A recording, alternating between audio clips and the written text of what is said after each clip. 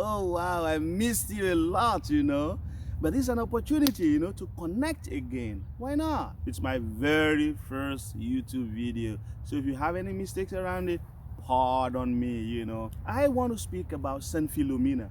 The Blessed Mother is in a class of her own because in our Catholic teaching, hyperdulia, that's where she belongs to. So a level of veneration. So my favorite saint, Saint Philomena, she made life, she made history at 13. That's why it's beautiful, because you guys are 12, 13, of course. So you can connect. So Saint Philomena was not known for 1500 years. And so accidentally, this worker was walking in the catacomb of Priscilla. A catacomb is a place where the dead remains of Christians, of saints, were interred, were buried. So this worker took his axe and hit on this tomb accidentally, but God incidentally, because God wanted to reveal in our time this wonderful, powerful saint, whom the popes have referred to as the wonder worker of our age. And so he contacted the Vatican. And what did they do? They ran down there, and on the slab, 3 slabs that were lying on that tomb was Pax Tecum Philomena. Peace be with you, Philomena. So they dug into the tomb. They found the skeleton of a young girl between the age of 13 and 15. 1833, there was this nun in Naples, in Italy, called Maria Luisa. This sister, a nun, praying by the statue of Saint Philomena, and said, I just wish I knew her more. And indeed, Philomena appeared to her in a vision and said, I am Philomena. I was born on January 10th, 291 AD. A long time ago, of course. My parents from Greece, they didn't have child. So they were looking for the fruit of the womb. And they were worried about that. The father was a king. The mother indeed was also a princess. This Christian doctor spoke to them to pray to Jesus. So they were moved. This is a need they had. So they prayed, and God gave them Philomena. That's Greek language. Philomena, daughter of light. Those days there are so many unjust wars between kings. So one king wants to annex a different territory. He wants to build a territory and annex so many places. So this time around, Emperor Diocletian in Rome wanted to annex some portion of Greek. And so the father of Philomena and her mother took a trip to Diocletian to find peace. While they got there, the father of Philomena had to talk all sorts of things, had to bring about defense for himself and all that. All that time, Diocletian fixed his gaze on Philomena. And as soon as the father of Philomena was done, Diocletian said, look, all that you're saying, no problem to me, that doesn't concern me. What will bring us peace is one thing. Give me the hand of your daughter in marriage. He was already carried away by lust and desire for Philomena. So the father was excited. Oh, that's going to be great. My daughter, that's an honor for me, for my daughter to be married to the king Diocletian, the emperor Diocletian. So they went out back to their home where they were staying in their hotel room, and there they were urging and encouraging Philomena to let herself marry. Philomena said, Dad and Mom, you know what? I made a vow of consecrated virginity to Jesus Christ. I belong to Jesus Christ, not to anybody. I am married to Jesus Christ, not to anybody. I will not defile myself. I will not lose my virginity in the hands of any other man.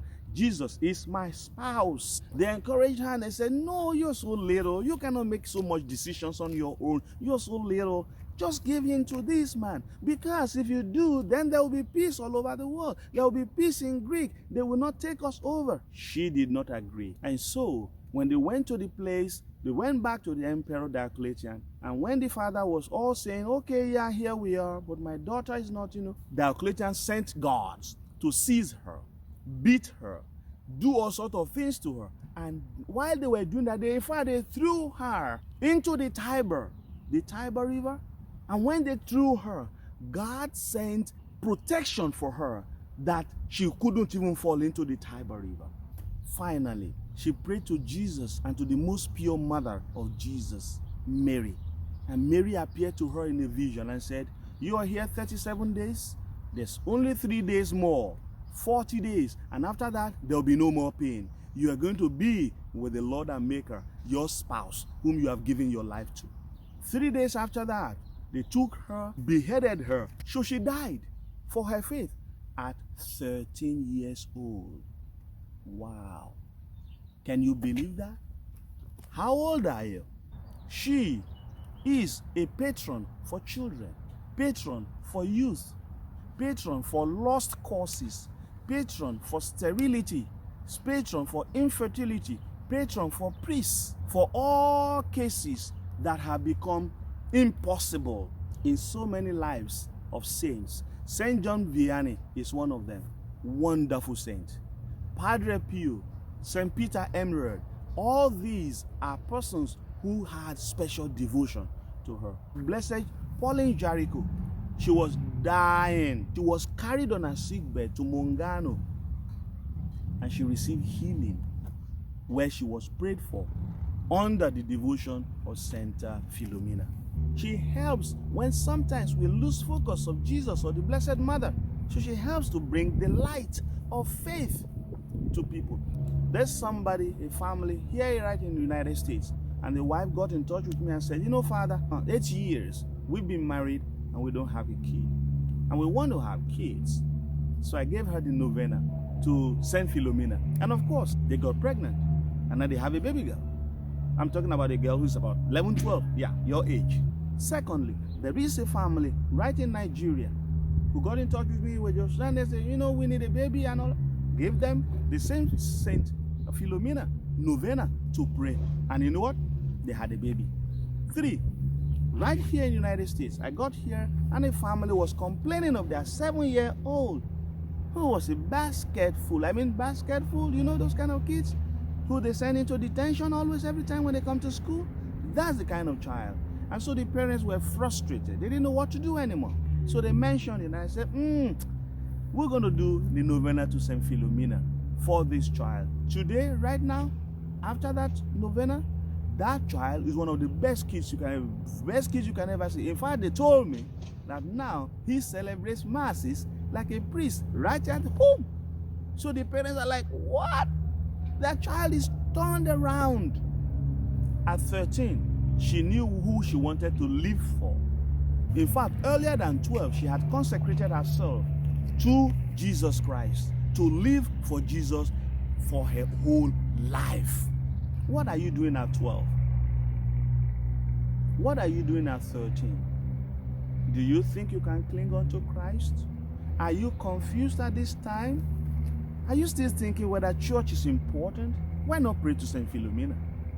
Pray to her. Say you want to believe in Jesus. Say you want to live a good life. Say you want to live your life continuously for Jesus.